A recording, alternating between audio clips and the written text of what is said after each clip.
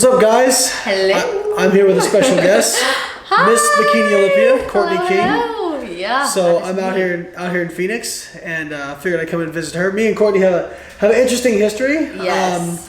So I met Courtney. Was it 2013? 2013. 2013. Yep. So I did a seminar at a little supplement shop in, I think it was Ormond Beach, Florida. Yeah, and I used to live in Daytona Beach. Right. Yes. Don't judge me. I know. And Daytona. but did not know it was Courtney. Did not know it was Courtney at my seminar because she came in with a hat on, with a hoodie over it, pulled down. I was like in disguise. Yeah. Low-key. So this is back when Courtney was with a bigger team. Yes. And why don't we talk about? So you came to that seminar. I think you were referred there by Nicole Negrani. Yes. And kind of just, I guess, having some ideas of things, but you wanted to get your mind open, maybe. Like, Yeah. what made you receptive to those ideas? Because I'm pretty non-traditional in terms of coaching. Well, at least there's a lot of people who do what I do now, but back when we met up, there's very few people. OG.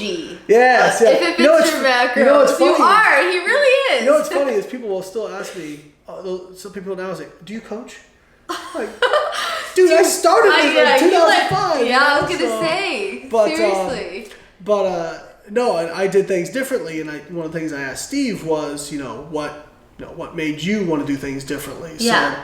So, give us a little bit of your experience. So guys, yes, I met Layne back in 2013, way back when it feels, since we're already like in 2017.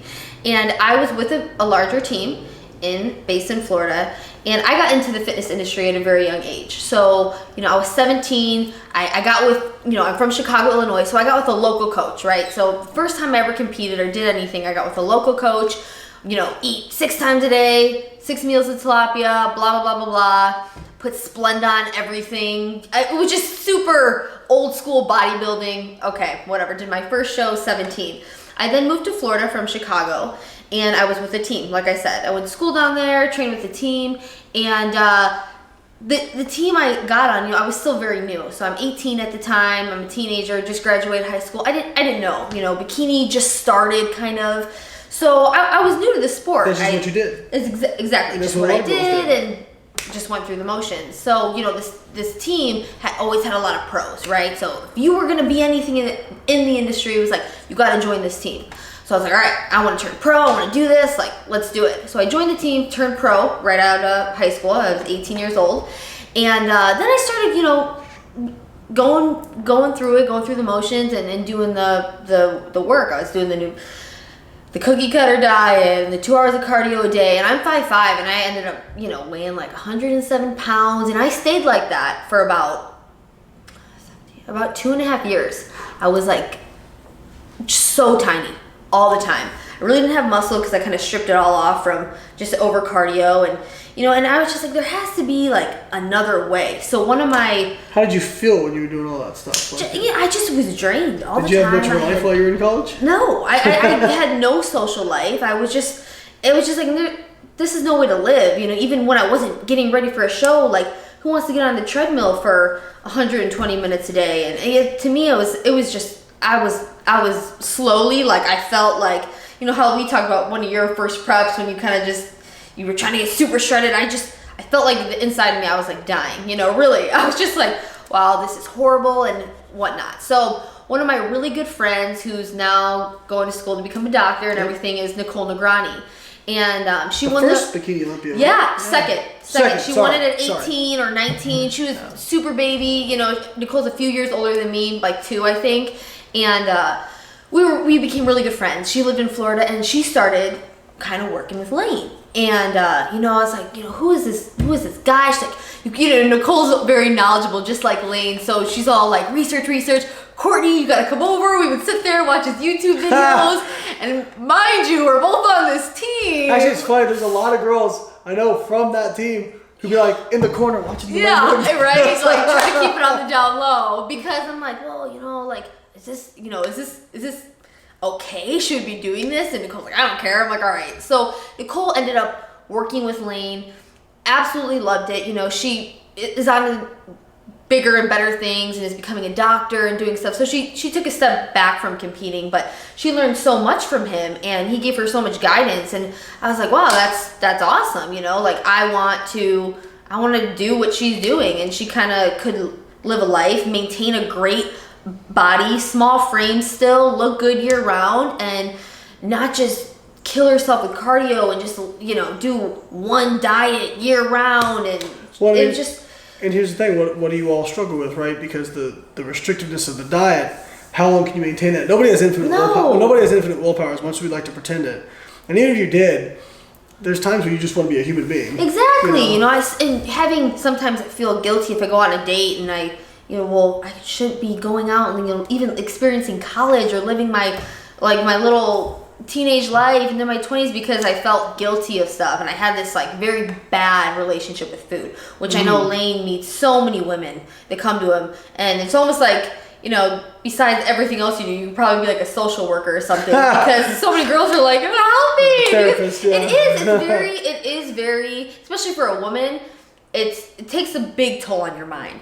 So long story short, Nicole obviously really turned me on to this Layne Norton. We'd sit there and watch YouTube videos and try to figure out what a macro was and how many grams of this, and that was hilarious. You know, and I didn't know. I really didn't. Right. I was and I'm not someone who, you know, was like, yeah, I know all this. I didn't. I was learning. And so, you know, I started researching, and then I found out Layne lives in Florida, and he was coming down to an area that I lived in.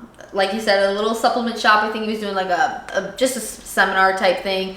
So I found out, and at this time, my body started kind of fighting against me, right? So even though I was doing all the cardio and dieting really hard, and just even not for a show, but just because I just started to maintain gaining that, weight, just try to stay. I think it was my body almost being like, "F you, you know, I don't want to listen to you anymore.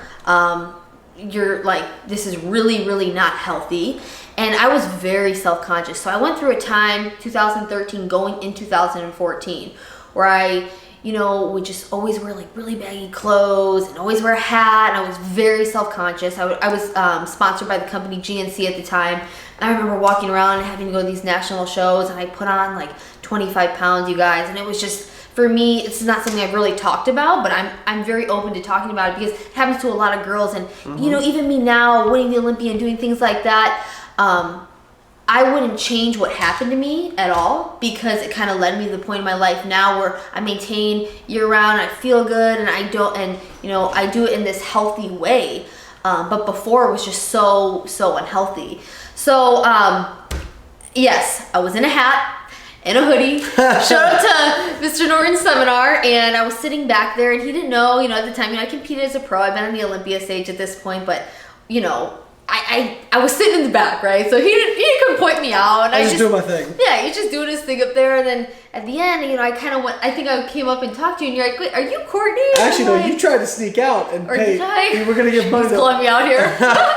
My friend Paul. So you were paying Paul. Yes, said, Paul's awesome. Give this to Layne, and Paul was like, wait, you're Courtney King, aren't you? And Courtney's like, so they yeah. And Paul's like, no, you come here, you're talking to Layne. Yeah, so me and Layne talked, and we stayed in contact, stayed friends, and he's helped me with a lot of stuff, and it's been great because now I can live a life and do things. So in 2014, I competed one time. I did the Arnold Classic, and I had to kill myself for that because, you know, it just... Now, did you find that over time that your preps got harder and harder? Did you find that? Yeah, so just every time. And then that's why I had to take a year and a half off of not even stepping on stage, not even trying to diet, not even trying to count a macro. I just had to, something that Layne knows, build a better relationship with food. Because I just was very, you know, my head wasn't in a good spot. No, in this industry can be very hard too, because a lot of your value of yourself gets tied up in your image. Yes, right? Like and that is very, very hard. Very hard. Always feeling like you have to uphold a certain image or a certain look, and I had to go around and, you know, to these expos with this company I worked for, this big company GNC, and I just felt just so insecure, and I was always being watched. So that, like I said, that year and a half of not tracking, not even trying to diet, but just trying to get my head in a better spot really led me to the point I'm at now, where I can, you know,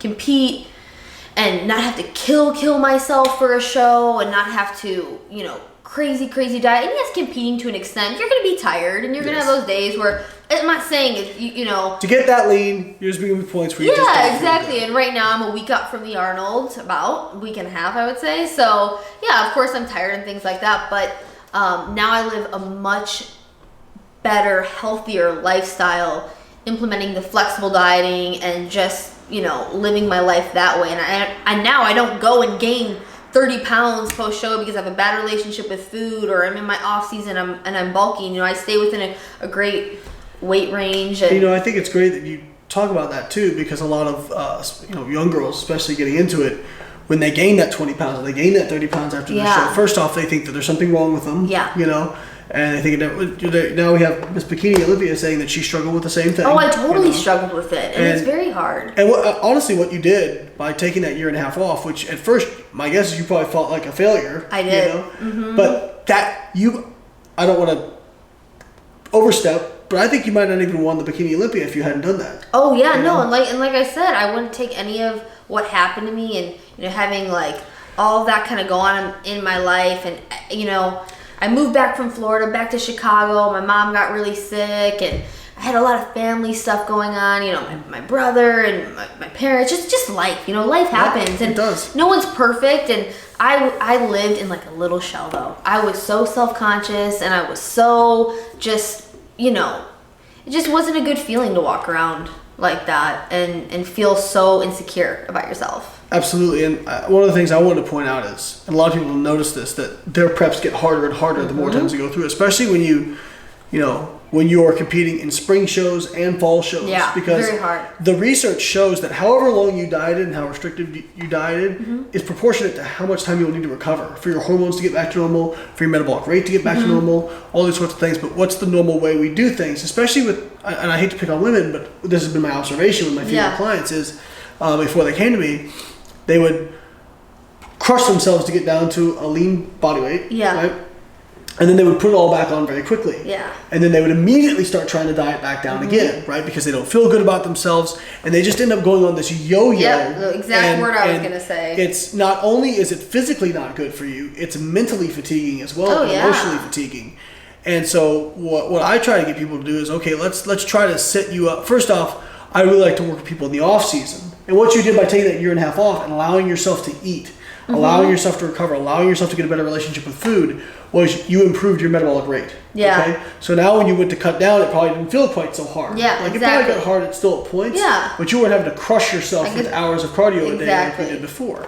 So what I try to do is put people, you can call it metabolic capacity, or I like what Dr. Joe actually says. He says metabolic positioning, right? So we want to position ourselves in a better spot. And what we mean by that is, like, if we can get you to maintain your body weight at 2,400 calories as opposed to 1,800 calories, now we have more of a cushion to cut from. Yeah. Right? Yeah. So now maybe when you end your diet, you're not at 1,200 calories, you're at 1,400 calories. Right. Or something higher. You're still not going to feel great by the end, but maybe you're not absolutely destroyed like you would be before. Exactly. Right? And then when you're coming out of it, because you dieted on higher calories, your metabolic rate's a little bit higher. You can accommodate more calories. It's a lot easier to cut as you reintroduce them as well, and that we call reverse dieting. Now, there's many ways to do that, and that's a whole nother video in itself. Yeah. But I'll tell people, like, if you add calories in really quickly after a show, your metabolic rate will come back faster, but you're also likely to gain more body weight or more body fat. Okay. But if you go a little bit slower, right? And there's no research data on this. This is all just things I've observed with my clients. But the kinetics of it, I mean, like Aria, we talked about Aria. Yeah. I did a video with her a few weeks ago. She, now she used to have to crush herself to get ready. I mean, you remember this? Yeah. You were in the same team as her. I was with Aria on the same team. And now we're about to diet her for shows. And she's maintaining she's maintaining her body weight on over 200 grams of carbs and over 50 fats a day. That's amazing. And she's 3 pounds off stage weight. Yeah. So it's not everybody can do that. Aria is a little unique, but and it does take time. It shows, correct? Yes, absolutely. It does. A lot of people think this can happen overnight, but Layne, you're very smart, and we're like, you have to literally add in fats or carbs by like 10, right? Like you're doing it slowly. And it's very slow. It's not like, all right, I'm gonna prep for a show on 100 grams of carbs right when it's over. I'm at that 300 gram carb club, and no, right? I mean, correct me if I'm wrong. It was funny. There was another popular coach in Florida who tried to disprove reverse dieting, right? And he took one of his bikini girls and he had her go up to 500 grams of carbs a day right after her show, and she gained a bunch of fat. And he said, "See, reverse dieting doesn't work." And I just thought, I don't think you understand. I don't think you did that right. It's like rewind. Have you ever seen the movie The Princess Bride? Yes, okay, it's an old school movie, right? You keep using this word reverse dieting. I don't think it means what you think it means. You know? So it's the idea is what we want to do is if we have an axis of, if we have our chart, right? Mm-hmm. We have metabolic rate and fat gain. If we add in calories too fast, and our metabolic rate's down here and calorie levels up here, what makes up the difference is going to usually be fat gain, right? But if we can slowly increase calories and let metabolic rate kind of come up with it, right? Now, hopefully we can maintain a leaner physique. Now, some people don't. I've had people who have gone up to a large amount of calories and actually lost body fat during that process. Some people maintain, and some people do gain a little bit, but usually it's much less than they would have gained just going right to that number. Yeah, and Layne, let me ask you really quick, because I've heard multiple, things on this. After a show, your metabolic rate, people think, oh, just because, you're super tiny or whatever it may be, you're super shredded, after a show, so post-show, is your metabolic rate, they think it's super, super fast, but isn't it very slow? This is where a lot of girls are like, well, I can eat more because now my metabolism's on fire. Yeah. But that's wrong, right? It's actually very slow because you've been at a deficit, or explain this to me. Right, so there's a phenomenon called what we call metabolic adaptation, okay? And so basically it's a survival response. Mm-hmm. So dieting is nothing more than controlled starvation, okay? So when your body senses that you're in a caloric deficit, it's going to start changing things to conserve energy, right? Because think about it, if we had people with fast metabolism, the reason that humans are here today, our ancestors had what we call thrifty genes, okay? They had thrifty metabolisms. Because if you went through a period of famine, the people with fast metabolisms are going to be the first ones to die. Yeah. Right? You didn't want fast metabolisms are great for looking shredded. Yeah. Not so good for surviving. Yeah. Unfortunately, we're still operating off of metabolisms that were programmed to help us survive famine during the caveman times, right? Yes. The paleo times. Yeah. And so in order to accommodate for that, we have to understand that what calorie restriction does. And so yes, when you're dieting down, there's a hormone called leptin, which is kind of like your body's body fat thermostat, if that makes sense. Mm-hmm. So as you start to lose body fat, your fat cells will secrete less leptin, and that lowers your metabolic rate and increases your hunger level. And it's an attempt to get you to go back to your what we call body fat set point. And so what you want to do is to really get your metabolism in a better spot to begin with, but also understand that yes, when you diet down to get that lean, that's going to be probably the slowest your metabolism ever has been. And you can actually, in a way, my friend Chris Voss, he's a professor of exercise science, and they actually did a case study on his natural bodybuilding contest prep. And Chris is a big guy. Chris has probably about 190 pounds of lean body mass, which for a natural bodybuilder is a really big guy. That's amazing. Yeah. And when they started, his basal metabolic rate was 2,400 calories a day, which is okay, for a guy his size.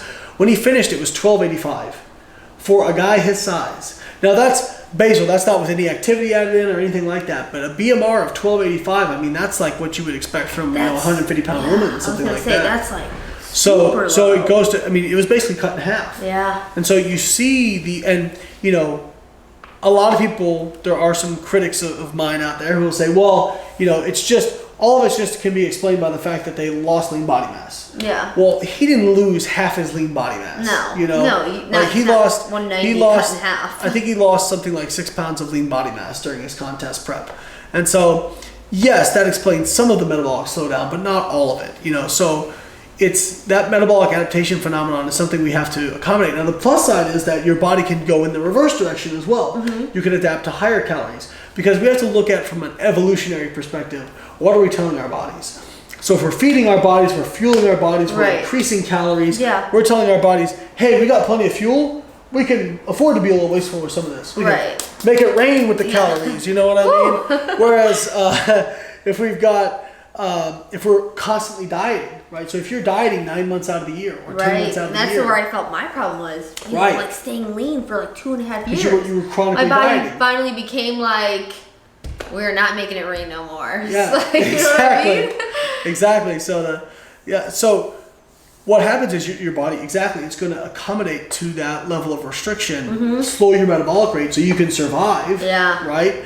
And then there's actually data that shows that if you regain body fat too quickly post-diet, you can actually, normally the fat cell number of your body is set, and it's the size of the individual fat cells that changes, right? So as you lose body fat, you're shrinking your cells. Okay. As you gain body fat, they expand. They're like sponges. Okay. Right? I didn't know that. But if you there's data, now this is in animals, so we don't know if it necessarily applies to humans, but it would fit some of what we know about what happens post contest.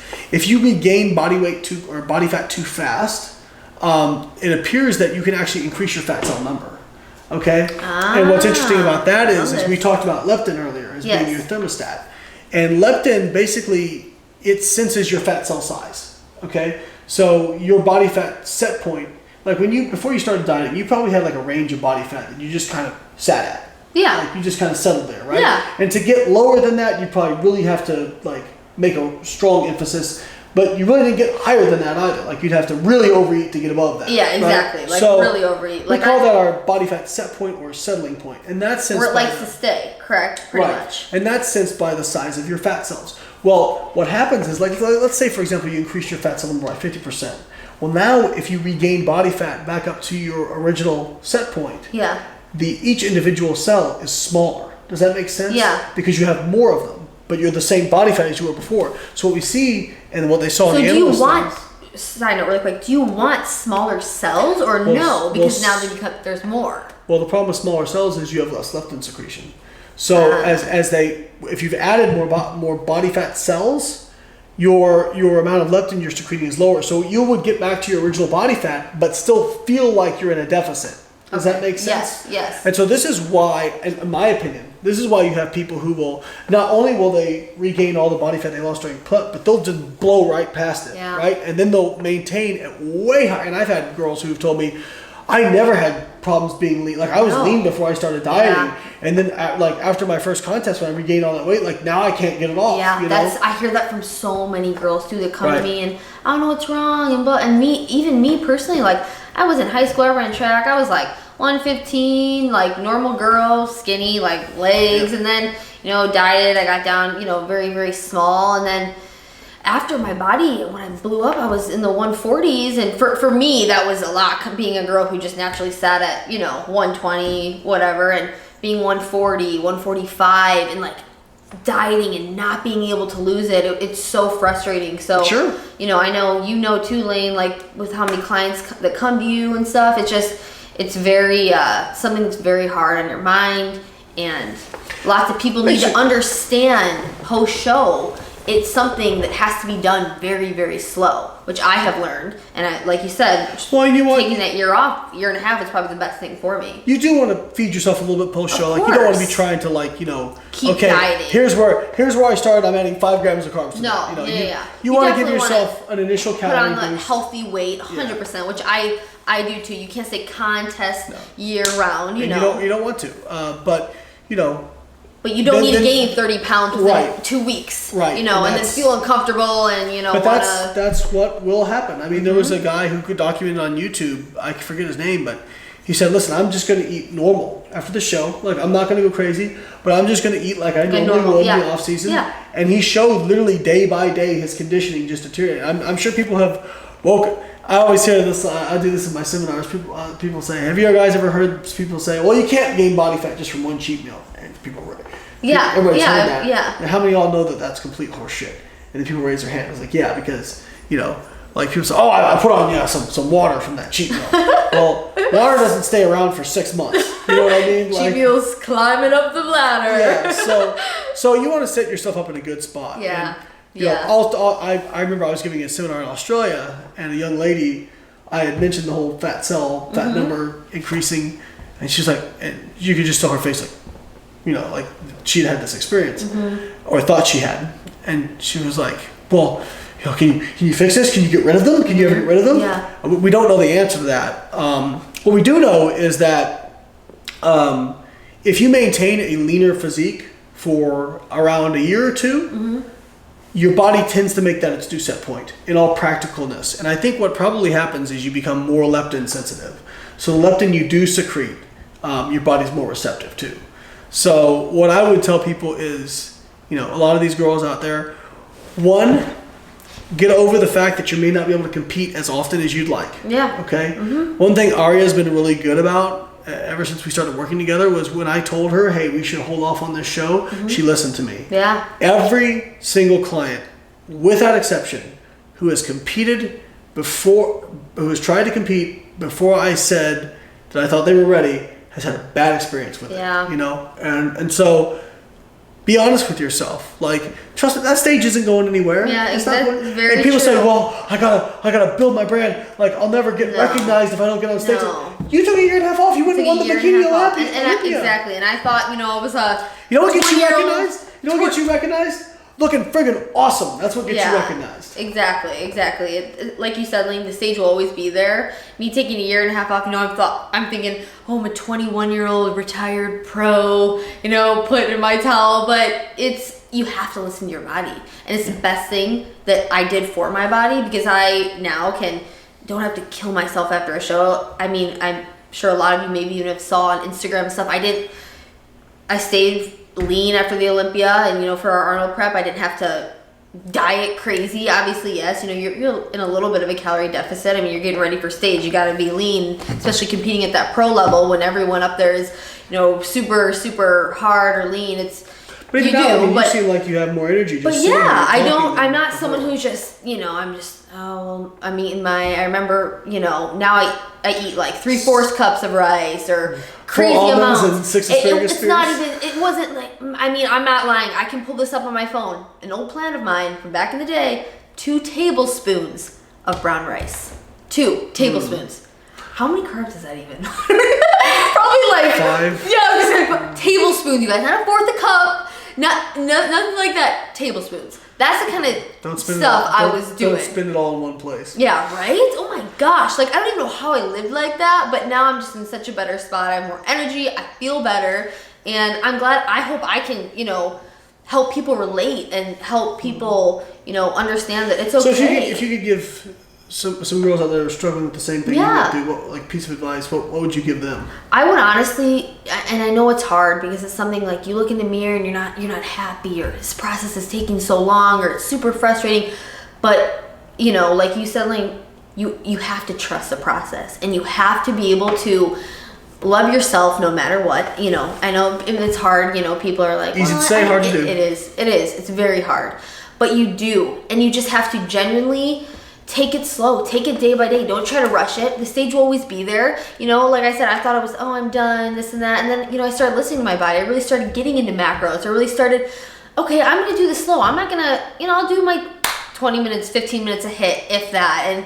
And really just take it day by day. And it led me to such a better point where I can compete year round. I don't have to kill myself for a show. I really don't have to cut calories crazy, and I can still go out, and even now we're going out to dinner tonight, and I'm 8 days out from the Arnold. Like, I can still go out and enjoy and do things and live normal. And I heard you and Steve talk a lot about this big word you heard a lot in the fitness industry, balance. I still have that balance, and it keeps me sane, and it helps me push that much harder. Yeah, it helps me just feel better. And when your mind's right, your body will follow. Right when your mind's not right, and if you were a competitor or pro yourself, your body won't follow. I feel like if your head is not in a good spot, you can go through the motions, but your body will not follow. So now, just having that balance, having, that time in my life where I can just, I can make things work and not always stress about getting in my 2 hours of cardio a day or my 4 almonds. You actually enjoy your training. I enjoy my training. I have energy to train. I have that strength to train. I was doing some crazy sumo dance with this guy yesterday, and I'm like 8 weeks out from a show. Before, I would just be doing like plyos or walking on an incline on the treadmill. And if you prep like that, I'm not talking bad. I'm not saying it's bad, and I'm not talking bad about it, but there is... Okay, he is. He's the guy out there who's like, No shoes given. I'm giving my opinion. But yes.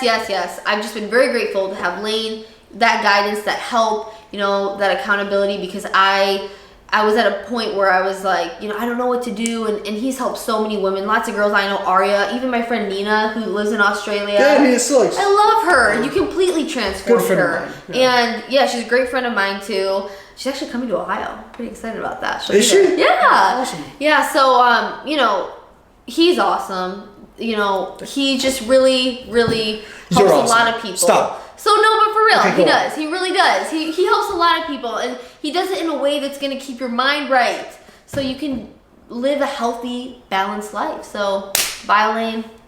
You're the man. It's the best sales pitch I've ever heard. There we go. That was our little fancy ending. Thank you, honey. Appreciate it.